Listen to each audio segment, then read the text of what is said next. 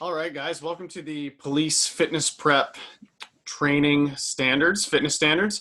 My name is Mark, Coach Mark. I'm going to be talking through and explaining the standards that I hold my athletes to.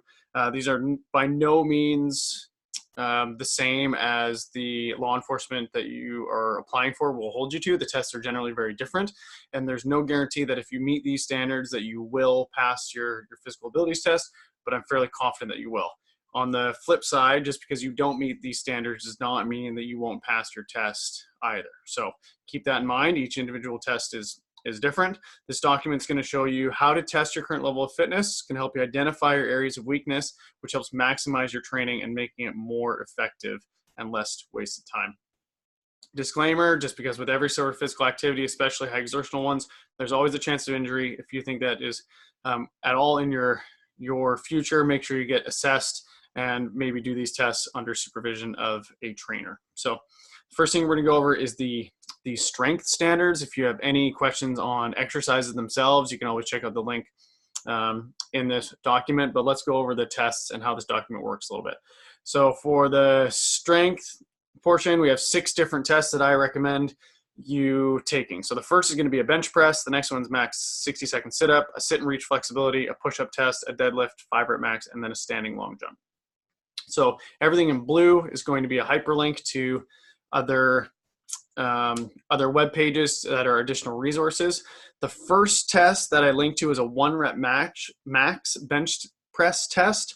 The caveat is I prefer you do a 3-rep max bench press. So that means as much weight as you can do for 3 repetitions as opposed to as much weight you can do for 1 repetition.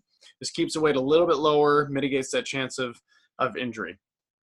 However, the standards I'm going to use are still in 3 or 1-rep max numbers. So what you can do is you can go to this link here, which is a 1-rep max calculator. All you need to do is plug in what you did. So let's say I do 3 repetitions and I do it at 150 pounds. It'll calculate my 1-rep max. Okay, my 1-rep max would be 158.8. This isn't the most accurate measure in the world, but it gives you a good idea. Because when we come over here, the goal scores, which is what we're aiming for on everything. Men, I recommend being able to do a 1RM at least 1.15 times your body weight. So if you weigh 100 pounds isn't a great example, but if you weigh 100 pounds, then you should be able to bench press 1-rep max 115 pounds. Okay, for women, it's going to be 0.9% or 0.9 times body weight or 90% body weight. So if you weigh 100 pounds, you should be able to bench press at least 90 pounds. This becomes a little bit more sticky with the law enforcement standards, just because you have to remember you're not in any sort of weight class in law enforcement. You are against the bad guy regardless of what they weigh. So bench press is number 1. That's where you're lying on the back on a bench and using a barbell and you're trying to press that weight up from your chest. Okay, the next one is a max 60-second sit-up test. The instructions are again in this hyperlink. I recommend a minimum of 25, but in reality, you should be able to do men close to 40 and women close to 35. It will depend on how strict your test administrator is. Sit and reach flexibility. This is where you're sitting with a little box in front of you and you reach forward and trying to reach past your toes. So there's 2 links here. One's how to do the test and one's how to create your own little box. It's fairly straightforward. You can actually do it with cardboard as well. Men, you should be able to reach your toes, and then women, should be able to reach your toes or up to 10 centimeters past your toes are decent scores. There's also a 60-second push-up test. This is how many push-ups you do in 60 seconds, fairly straightforward. Minimum I recommend is 20, men closer to 35, women closer to 25.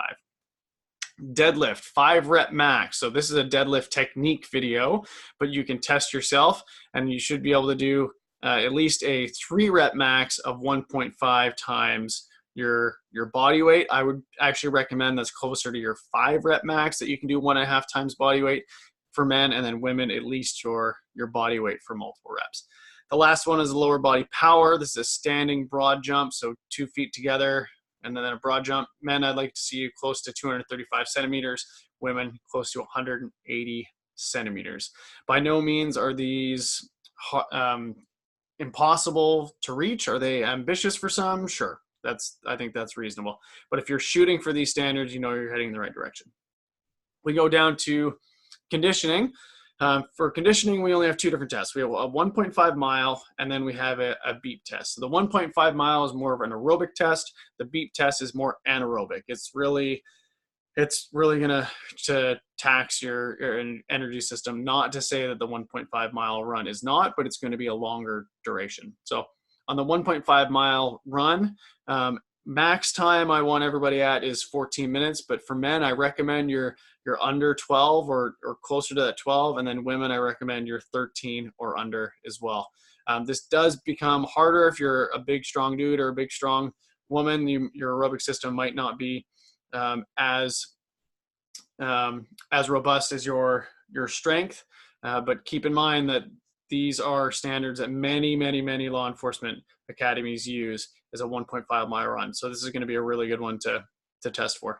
The beep test, the minimums are levels. So minimum be a level 10, but ideally men like to see about a level 12, women a level 11. If you're hitting these times though for the 1.5 mile run, chances are you're also going to be in these times for the beep test. So beep test is where you're just running back and forth. The 1.5 mile run is usually done on a track. If you're training on a treadmill, keep in mind that you're probably going to be faster on the treadmill than you would be on the track. So make sure you're making up for that difference. If you're now ready to train, we have a couple different ways to do that. You can go and just build your own exercise program with a bunch of exercises in the exercise library. I have training programs, which you may have used to get to this page itself. Whoops.